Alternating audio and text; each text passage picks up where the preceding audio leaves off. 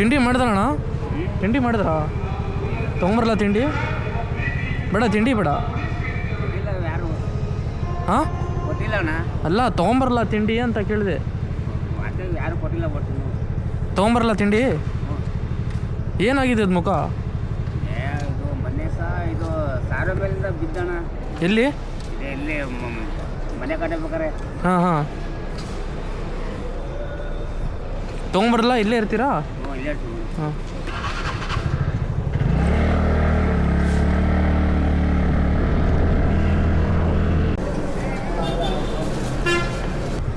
ತೊಗೊಳ್ಳಿಣ್ಣ. ಅದು ತೋರಿಸಿಲ್ಲ ಆಸ್ಪತ್ರೆಗೆ? ಇಲ್ಲ ಅಣ್ಣ, ಹಾಗಾಗಿ ಎಲ್ಲಿರೋದು? ಎಲ್ಲಿ ನೀವು? ಇಲ್ಲೇ ಇದು ಬರ್ಬೇಕು ಹೊಸ ಮನೆ. ಆಯ್ತಣ್ಣ ಬರ್ತೀನಿ.